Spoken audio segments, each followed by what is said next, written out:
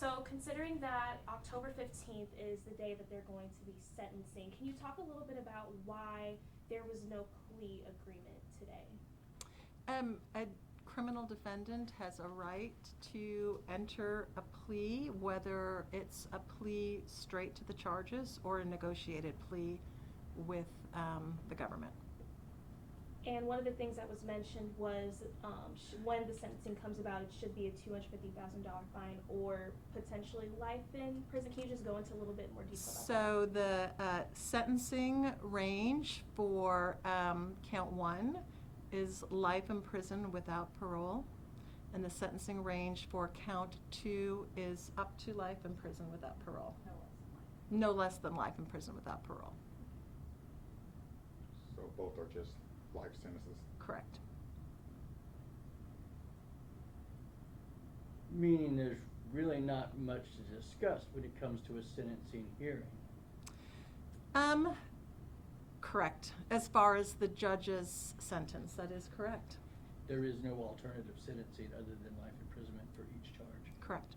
So this morning when the factual basis had to get cleared up, can you go into detail about what exactly was not kind of coming together on both sides that had to get cleared up? For every plea, there has to be a factual basis that's entered where the elements of the crime are set out and the defendant pleads guilty to each and every element of the crime. So they have to make a factual basis for each element, and there was just some items that needed to be cleaned up. As far as the pre-sentencing investigation goes, what type of things go into that leading up to the October 15th date?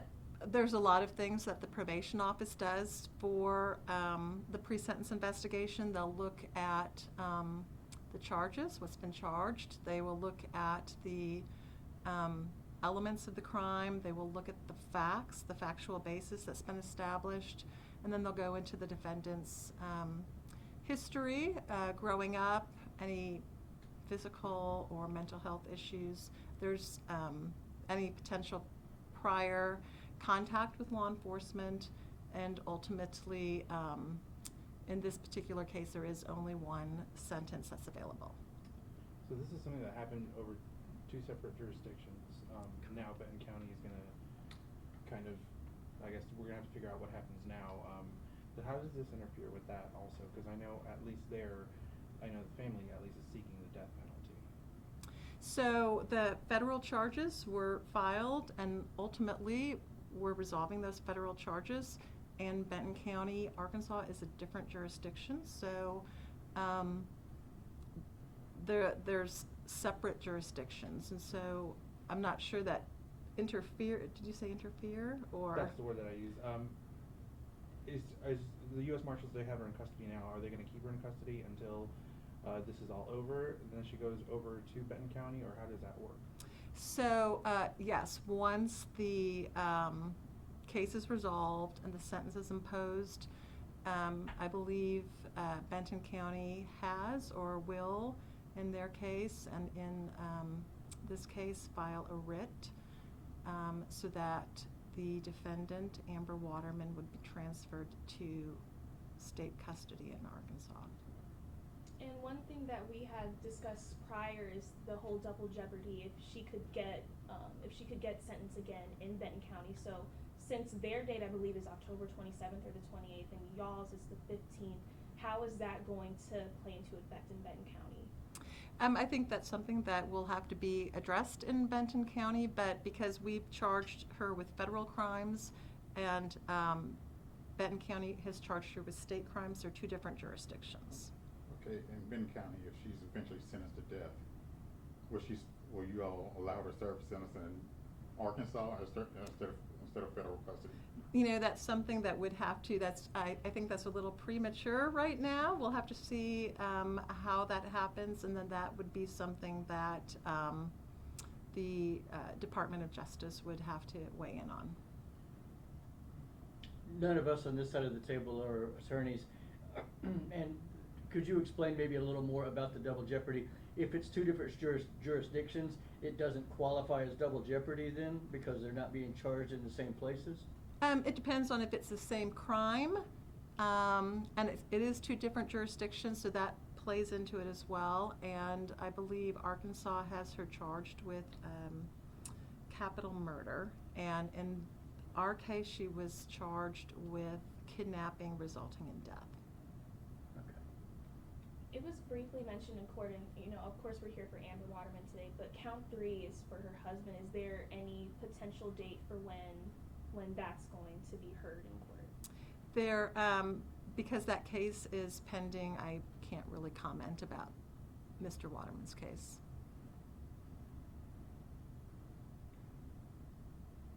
Yeah. Sure. All right.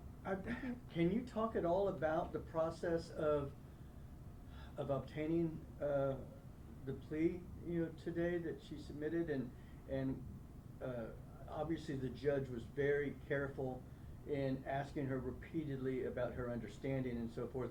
And it may be somewhat obvious, but talk about the importance of the defendant, understanding what the importance of that plea, and the process a little bit about getting to that. So for any case, every defendant who pleads guilty has to make a knowing and voluntary plea. And so that's really what a guilty plea hearing also establishes, is that the plea is knowing and voluntary, and it's their choice to enter into a guilty plea. And really, that's what today's hearing was. Not only does we have to establish the factual basis that each and every element of the crime was committed by the defendant, they are admitting their guilt to that element, but they're also entering into it knowingly and intelligently.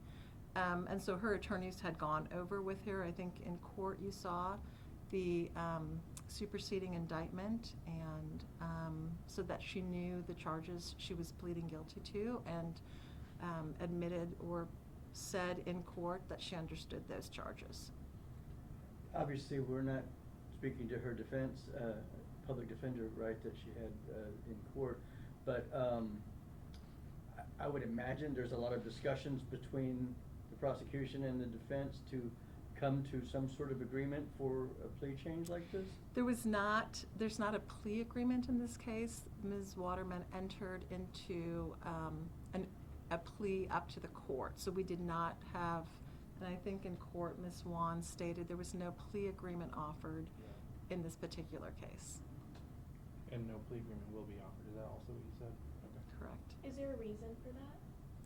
It is a horrific, brutal crime where 2 innocent victims were killed, and we would have been prepared to try the case. And I guess after sentencing here, will the victim's family have a chance to speak in court? Or?